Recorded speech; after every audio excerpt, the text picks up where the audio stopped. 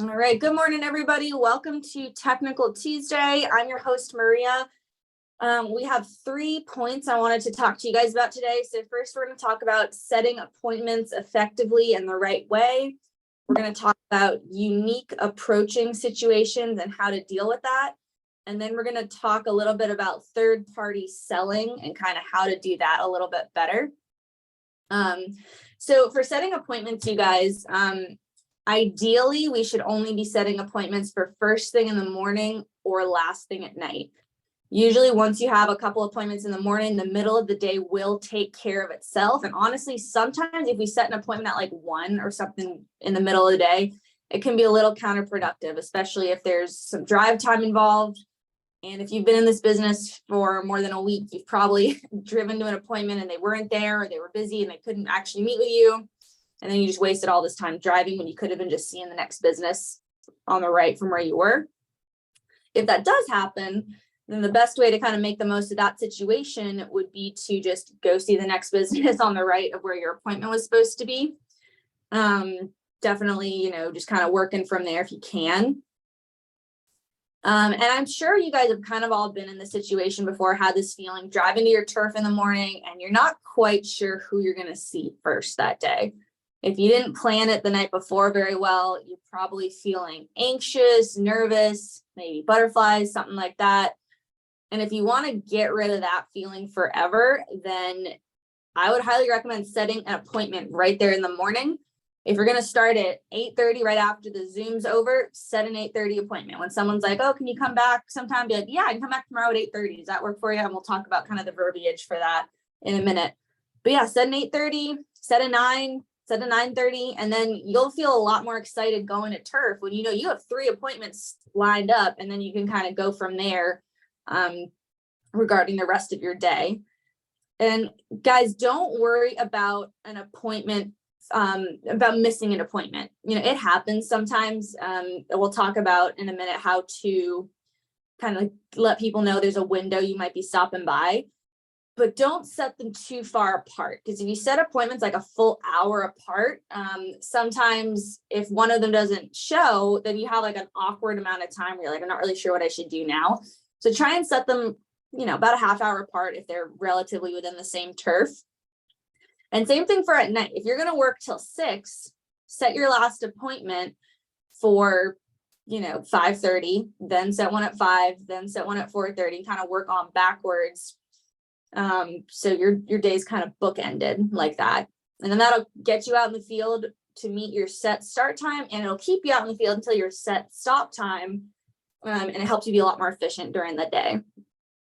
So here's the verbiage we want you to use when you're setting up an appointment. So let's say you do your first approach, and then the person just is like, yeah, I can't, I'm busy right now. Still try using the second approach, because usually the first time they say they're busy, that's not their real objection. But let's say you say the second approach and they still say they're busy and you feel like it's legitimate. You could say something like, hey, totally understand, Mr. Prospect. I'm sure you stay super busy. I definitely am as well. I can definitely come back and see you at a better time. I'm really busy tonight, this afternoon, but I could actually come back Thursday afternoon or Friday afternoon. Which one of those would be better for you? So always give a choice of 2 positives when setting appointments. Don't say, is there a better time I can catch you? Or when's a better time? Because if you say, is there a better time? They'll probably say no. And if you say, when's a better time? That's a little overwhelming for them. And they're gonna not have an answer. It's just too many options. And guys, why do you think we don't want to set an appointment for later tonight if we can help it?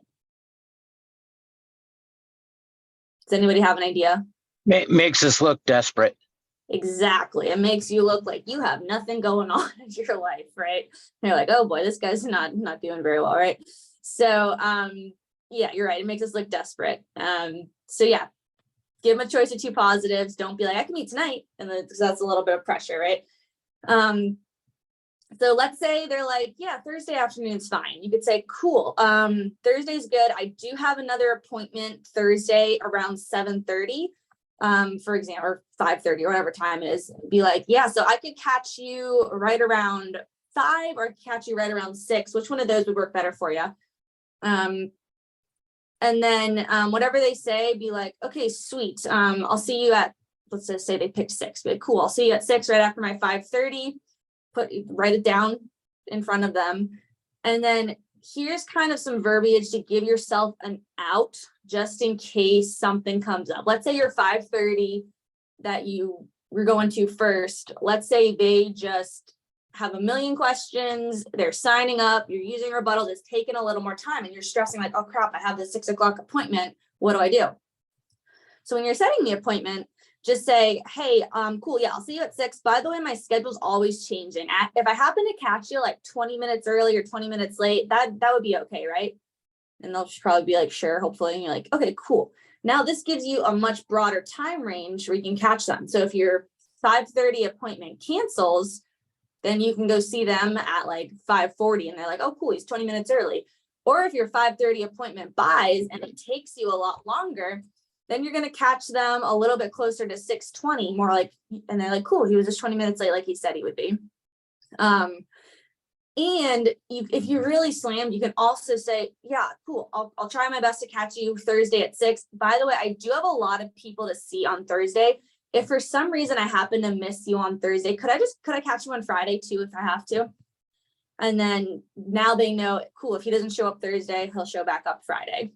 So that's the second one's not like a super like set appointment, but it is kind of giving you an out just in case you really are just like super slammed that day and in case stuff happens. And a few things to remember regarding appointments, you guys, we need to keep the ball in our court. Meaning don't get into a phone calling game. Don't let them call you when they're ready. You know, that's like if you ask somebody out on a date and they say, I'll call you if I'm interested. That's like, okay, well, I'm not going to count on that one, right? Don't give them your card and hope that they call you. That is not a strategy. It's not something we do. You want to have some kind of measure of control in contacting them. So if they're really non-committal about it, and you give them 2 options, they're like, well, I'll just talk to my husband and we'll let you know what we think.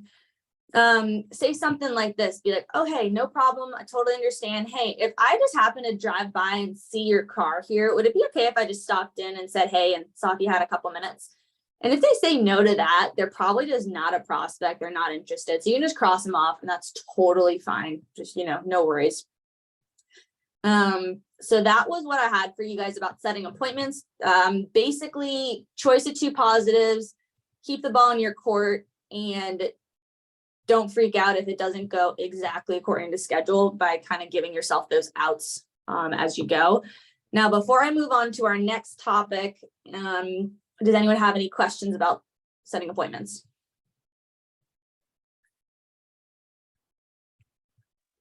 Yeah, so I actually think it's awesome because I've been running across that problem, having appointments like in the middle of the early afternoon, and then I end up going and they're super busy or they're out.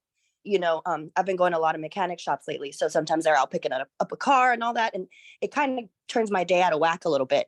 So that's awesome. That's something I'm going to start implementing like now, setting appointments in the morning or in the afternoon, so that could help. So yeah, thank you.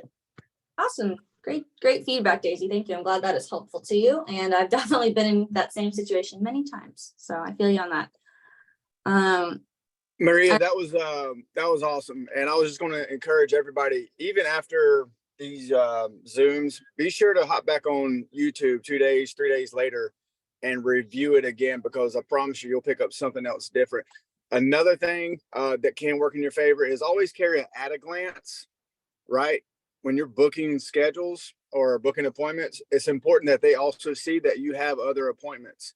And especially if they can recognize 1 or 2 or maybe, names of other people in the community or businesses on there as well, you're more apt to actually book that appointment because they love dealing with busy people.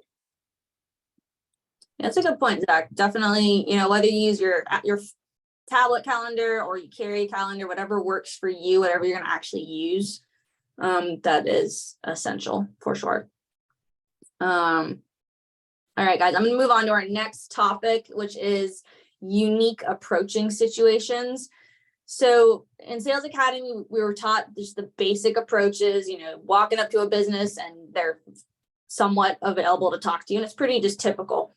By now, you've noticed sometimes we come across unique situations where it's not quite exactly how it was when we practiced in Sales Academy. So I'm going to talk about just a couple situations you might run into and some tips on how to deal with it. The first situation, I'm going to mention it. This doesn't typically happen in a business. This would happen if you're doing like an appointment, you set an appointment to talk to someone at their house later. And if for some reason, like they say, cool, I get off work at 5:30. Why don't you come by the house around 6, talk to me and my husband. And if you, for some reason, get to the house and mom and dad aren't back yet and a kid answers the door, don't approach, don't talk to the kid. Just tell them, hey, I'm here to see your mom and dad. Are they here yet? Tell them to bring a parent to the door. If they're like, mom and dad aren't home, just don't try to get any pre-approach or anything from them. Just say, okay, yeah, tell them Maria stopped by and I'll try and come back later. And that's it. Like, we don't need to be asking the kids too many details, like when will they be home, or, who are your neighbors? Because that can seem a little weird to parents sometimes, especially if they forgot you were coming by and the kid doesn't do a great job of communicating what happened.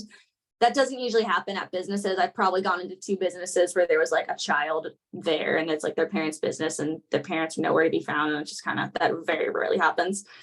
Another situation that you will run into with businesses is when someone's outside of the business. The other day I was with an agent, we approached a church and the pastor was outside on the porch doing some reading. That'll happen at businesses. Don't be afraid to approach people when they're sitting outside. People can still get demos sitting on the porch. If they see you walking up, just wave, smile. They know you're a salesperson and just own it. No problem. Yeah, I'm here to show you something cool. If they don't see you, if their back's to you somehow, or they're deeply engrossed in their reading, make sure you holler at them, be like, hey, how's it going? Like from afar, so you don't sneak up on them and scare them on accident. Definitely break the ice. Be like, oh, what you reading? Or great weather for sitting outside today, isn't it? It's a beautiful day. Or just say something, break the ice first, and then head into your approach, your normal approach.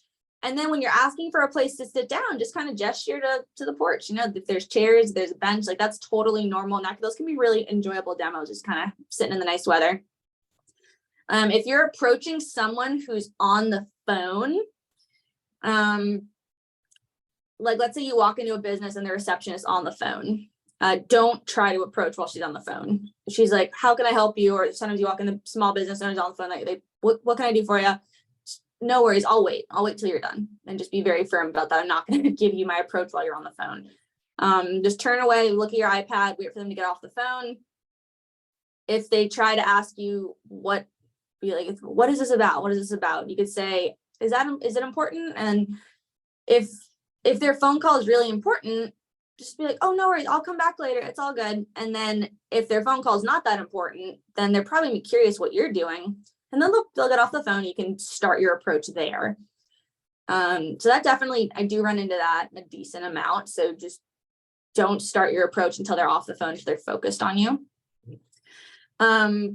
Approaching during meal times. So in a business setting, oftentimes if it's like a small business, they'll be having lunch around like 12 to 1 or whatever it is. So oftentimes we can approach during lunchtime. Not usually so much dinner. That would be more of a residential situation. But you don't need to stop working from 12 to 1 just because some people might be eating lunch. Keep doing your approaches, eat your lunch whenever you eat your lunch, or skip lunch if you skip lunch, whatever. If you do run into somebody who's eating, you can sometimes still demo them while they're eating, just kind of feel it out depending on, kind of how they're feeling towards you. You could say something like, oh, what are we having? Or did I catch you in time? Or something like, just be silly, be chill, break the ice.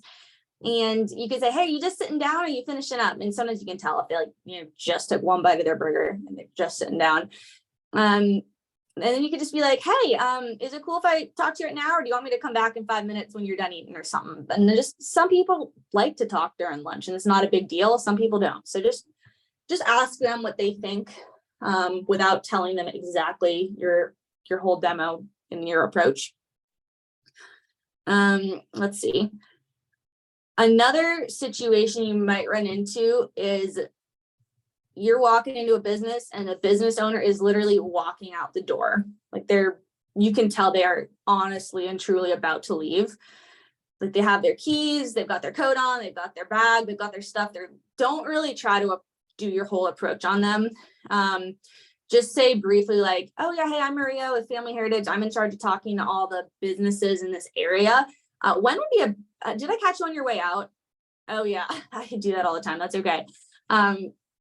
I'll come back when you're not, on your way out the door. Our mornings or afternoons typically better to catch you. And if we're trying to do our whole approach on them, I was talking to this person, and do you have a place we can sit down? And they're literally about to leave, and they're like, no, I don't have a place we can sit down. I have to go. It's like really hard to do your second approach, and like it just kind of is a weird situation. So if they're literally leaving, you could refer back to what we said earlier about booking an appointment, or you can just keep it even more casual and be like, yeah, I'll just catch you later. When's it typically morning, afternoon? When are you normally in? If you are approaching someone, in some businesses, they might have like a locked door or something weird, and it's like a glass door and it can kind of see you. Like that happens a good amount of times. Like sometimes a business is locked or whatever. If they can kind of see you through the door, that's always kind of funny. Don't like stare at them head on. Or if they have like a Ring doorbell or something where they can see you, kind of take a step back, turn to the side, because you're less threatening that way. And I mean, I'm probably not that threatening anyway, because I'm like 5'1", but if you're like a big, strong man and you're kind of staring at them head on, they might be like, oh boy, who's this guy? So just take a couple steps back, turn to the side, just let them come to the door and then turn around and face them. That lets them kind of size you up and understand that you're not scary. So those are some of the unique approaching situations that you might run into, and kind of having an idea that this might happen, this is normal, this is okay, that could give you guys just hopefully the confidence to continue to do your approach and not be thrown off just because someone's outside of their office instead of inside of their office, because usually with a couple tweaks it's basically the same anyway. Now before I move on to the last thing I wanted to talk about, does anybody have any questions, comments on any of those situations? Are there any other situations you guys have been running into that you're not sure how to handle? Hey, Maria, question for you. You approach like a mechanic shop or something like that, and they've got a couple of customers and there's only one person at the register. What's your thought there? Do you get in line? Yeah, customers always come first. So if Right. the customers have been helped and they're just sitting waiting for their car, I'll still do my approach and still do my demo. If there's like a line of people, if there's 2 people in line, I'll get in line as well and then talk to them next. And then if people start coming up behind me, I might just dip and like leave, or if I get to the front and then all of a sudden a bunch of people line up behind me, I might just say, hey, I'm Maria. I was hoping to catch up with you. I was talking to all these other mechanics, and drop some names. And how about I just come back in a couple minutes when you're not so busy? Does that sound good? And just acknowledging that they're busy sometimes. They're like, yes, I am busy. It's crazy. But yeah, if there's people in the waiting room, like if you're like at a dentist's office or something and the waiting room's full, but there's nobody at the front counter, like not a line of customers, then I'll still do my demo, do my approach or whatever. But yeah, I just sometimes I'll just acknowledge like, oh my gosh, you guys are super busy today, aren't you? Like, that's awesome. And then that's my icebreaker. And I just usually do my best to keep going if there's not a bunch of people behind me waiting to be helped. Does that make sense? It does. Thank you. Mm-hmm.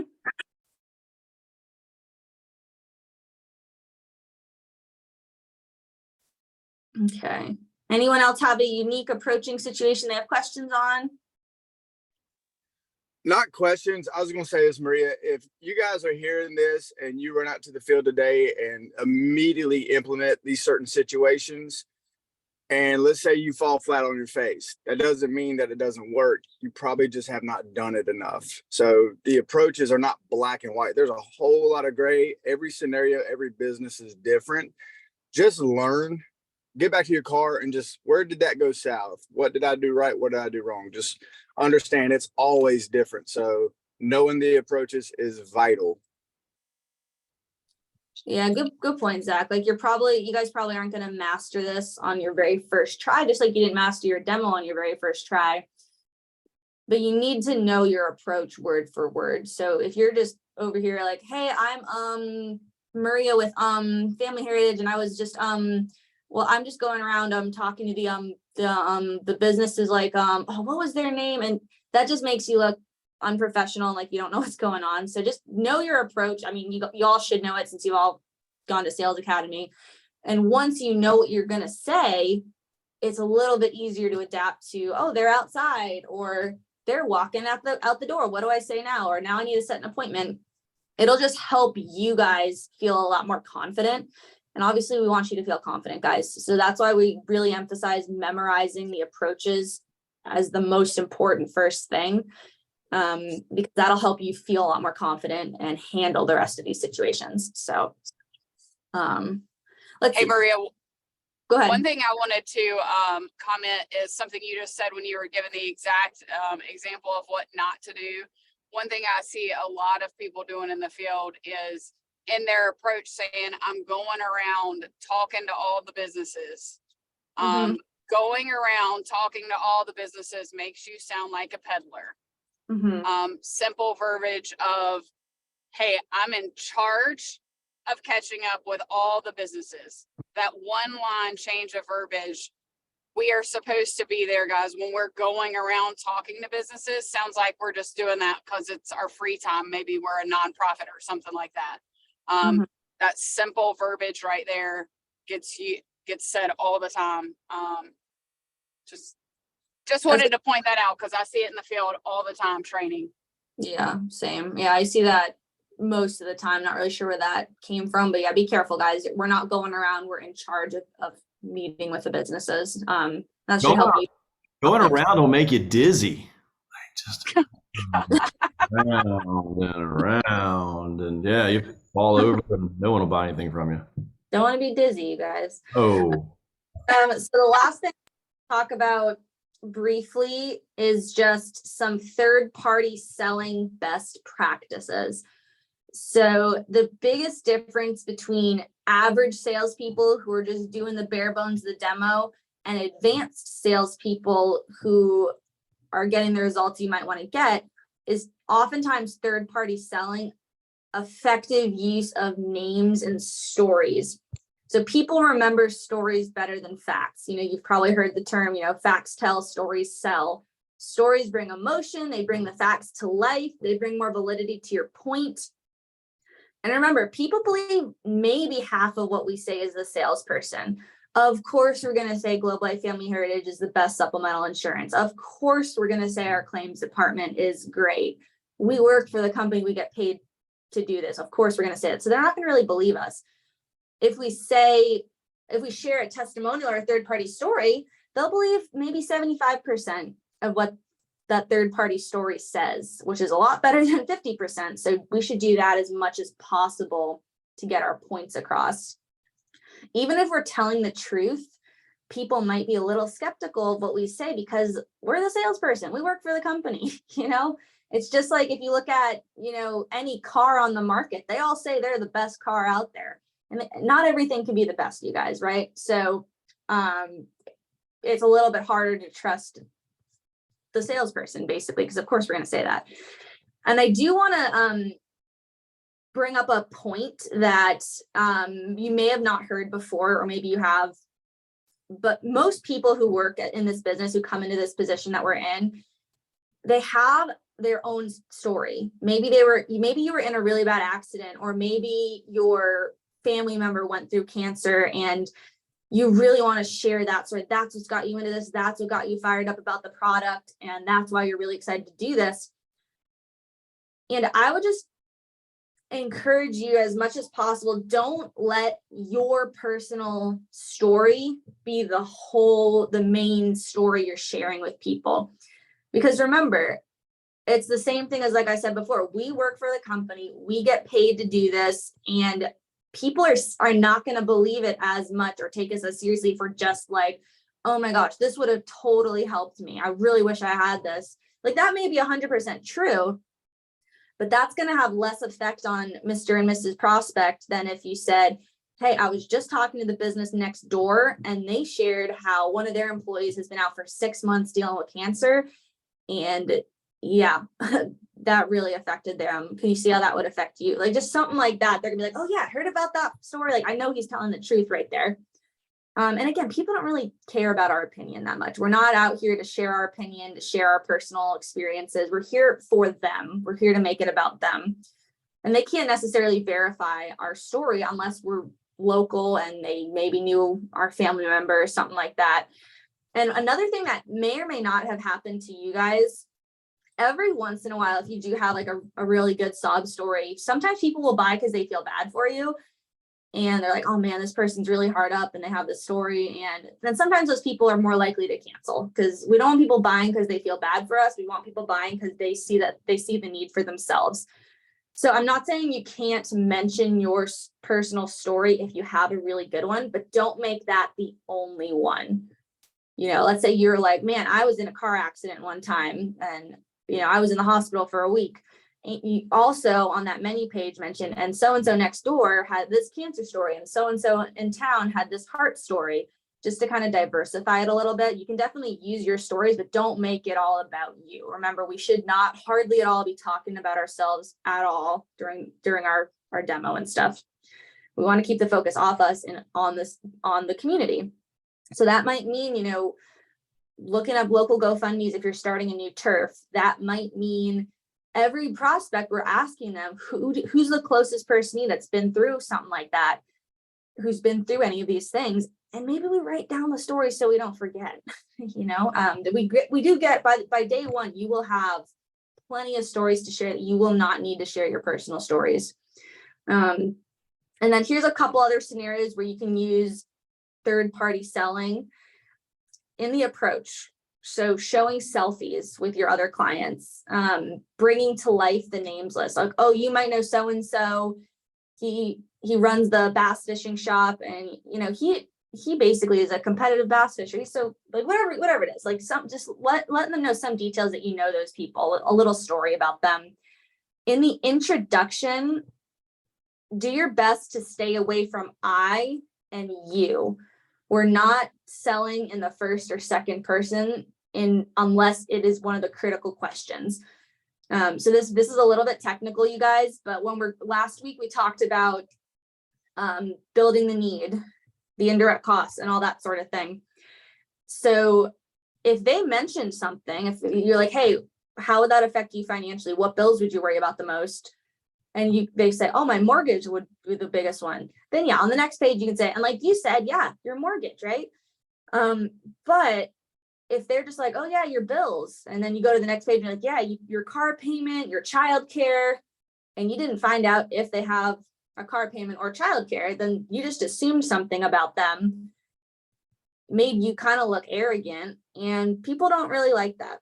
So we can have two options there for the indirect costs and that page. You can either just ask them the questions, which keeps them engaged. Do you have a car payment? Do you have kids living at home? Or you can just take that out and use third-party selling and say, you know, a lot of people still have a house payment. You know, a lot of folks are paying for childcare.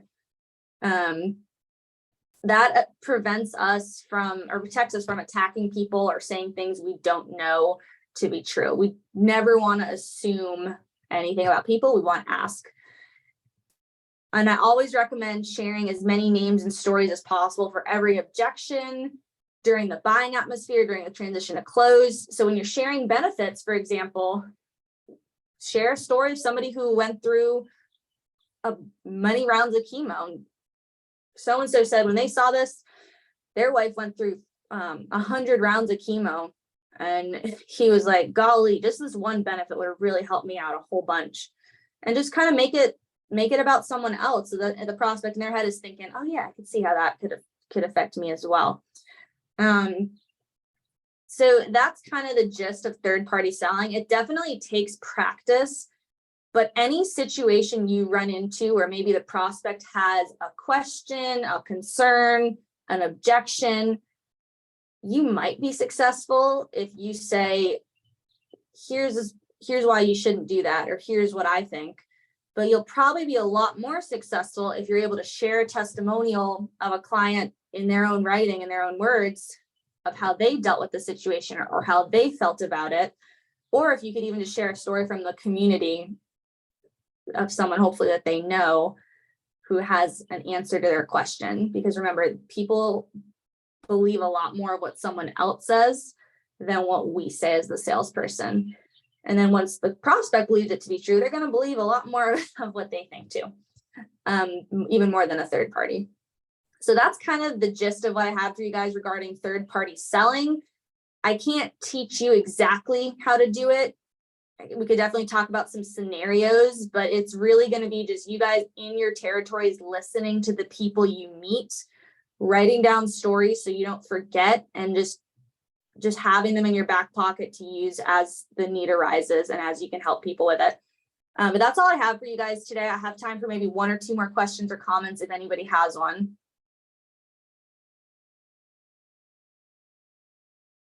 All right. I think we are good. All right, y'all, it is 8:34. Let's get out there and protect some families. Hope everybody has a great day, and we'll see you tomorrow. Thanks Bye, for the guys. Good job, Maria. Maria. Great job, Awesome. Maria. Woo! Thanks, Maria. Thank you.